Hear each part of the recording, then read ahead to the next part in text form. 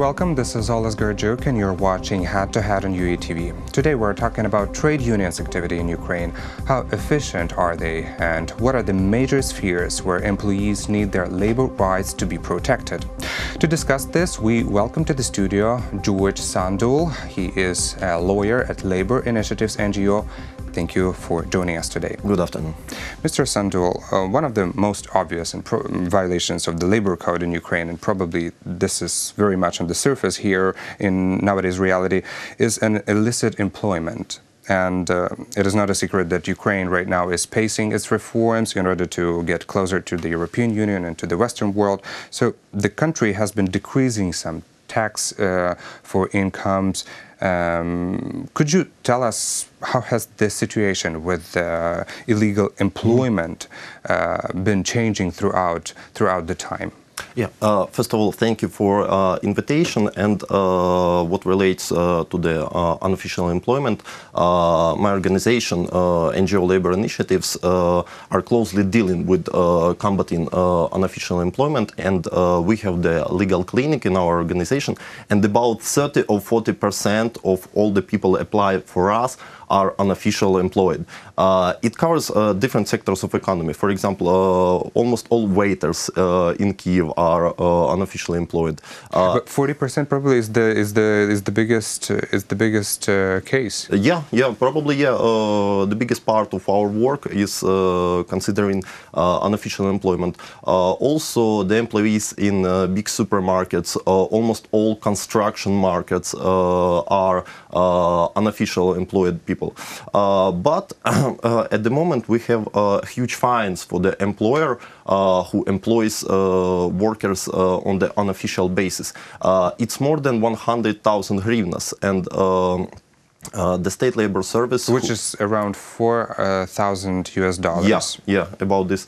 And the state labor service who may impose those fines, as we know, as far as we know now, they fine employers who dealing with unofficial employment, and it's the useful tool to combating it. Do employees apply themselves to this state labor service, or do they develop this procedure through your organization and then it's more effective? We provide the legal support, the legal help for them to draft in applications and support them to file it. But unfortunately, most of the unofficially employed people don't know about their rights, that they may apply to some government officials to solve their problems, to get their wages back if they were cheated, for example, during dismissal or something like this. Unfortunately, a lot of people just don't know they have the ways, the mechanisms of protection if they were unofficially employed. Well, this is a matter of their education, but how efficient is this state labor service? Now it's more efficient than before, because up to December 2017 we had the moratorium on inspections imposed by Cabinet of Ministers to improve investment climate in Ukraine. And not to inspect. Yeah. But we have ratified the conventions of International Labour Organization that stipulates that inspections should be provided by own decision of this state labor service. If they decide that there is some violations, they should check the enterprise without notice. And we have now new pieces of law drafts that will provide us the fully efficient labor inspection, and hopefully it will be voted by Verkhovna Rada. And are you aware how often are these inspections happening? Since 2017, when they just started? We don't have like exact statistics, but usually we may discover on the media that some enterprises was inspected, the fines was imposed, and even in our practice, when unofficially employed people applied to us back and said, okay, thank you, we solve our problems, our employer was fined, we get our wages back, and everything's okay. So it's pretty efficient mechanisms, and we are ready ready to provide any legal assistance, any legal support if people have problems in this sphere. The mechanism is efficient, you say, and does this state labor service respond to these applications and requests often? They're obliged to answer all the applications, but unfortunately they are understaffed now, so they don't have like physical capacity to answer all the applications, but they tried. Okay, but so coming back to my first question, how has the situation been changing about labor rights in Ukraine and about unofficial employment? Is it getting better right now, after 2017, or not?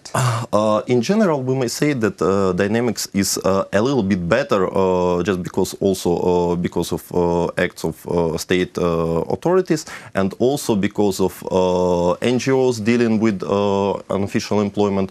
Also, international labor organizations pay a lot of attention to the unofficial employment in Ukraine.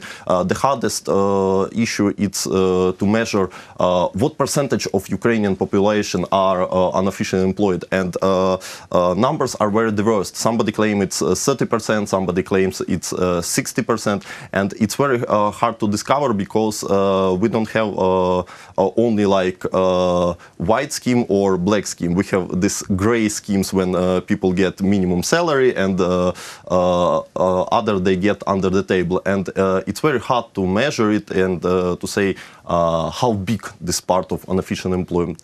But due to the efforts of state officials, NGOs, and international organizations, we may say that we have a little bit better dynamics this year than previous. Is there any statistics? How many workers, how many people are actually employed illegally in Ukraine? According to the international standards, we may say like it's about 30%. 30% of Ukrainians are working illegally. Yeah. This is a huge amount of people. Yeah, but it depends because some other NGOs claim it's 60%.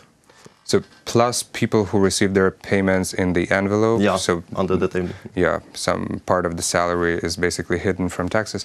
Well, the other mechanism to combat this illicit employment is trade unions, right?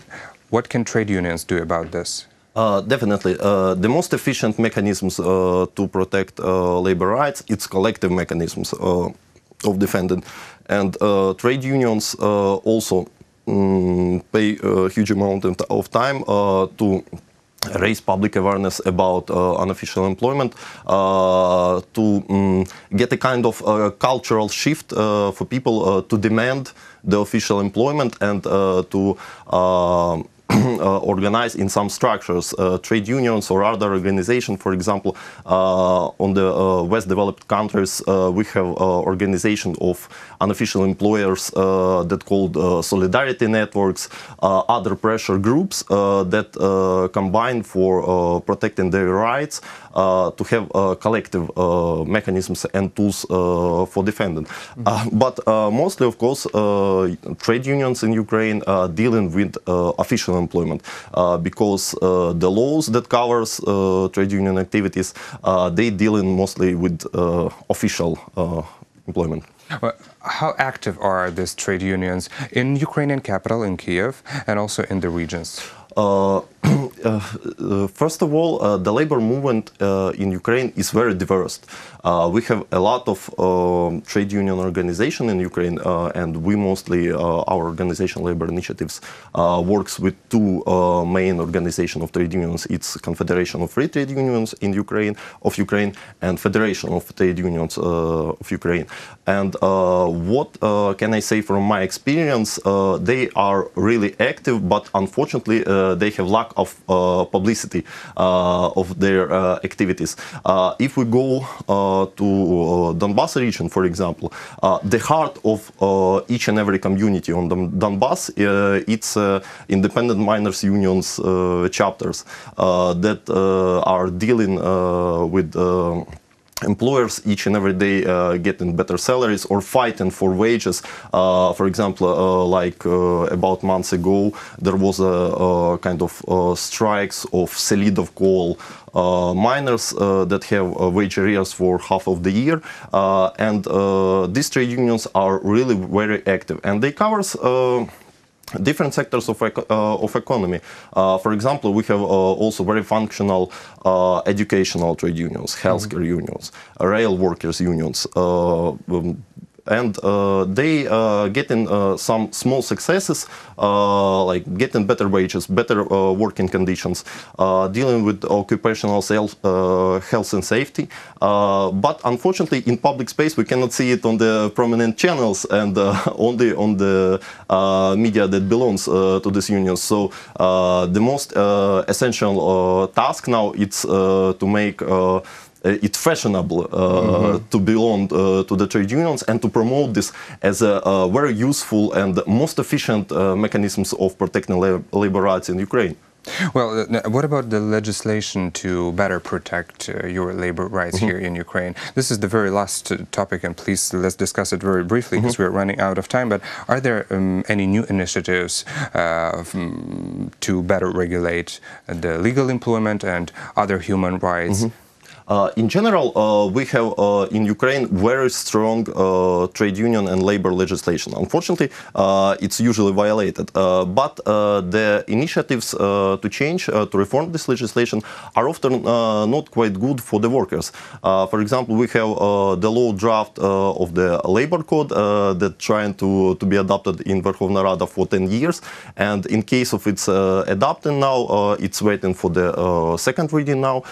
It will very worse the labor protections of the ordinary employee, and unfortunately during the preparation of this text to the second reading was not included almost half of the recommendation of International Labor Organization, and also independent trade unions raise concerns about this because it's weakening trade union protections, it's imposing additional grounds for dismissal the person. It opens the place for establishing, for example, video surveillance, which will violate the constitution of Ukraine, and there are huge privacy concerns about this. But video surveillance is very common in the whole world. But it's illegal now in Ukraine because of the provisions of Article 32 of the Constitution of Ukraine and Article 307 of the Civil Code of Ukraine. And even if you have like camera on your workplace, it's illegal if you didn't give your written consent. But still.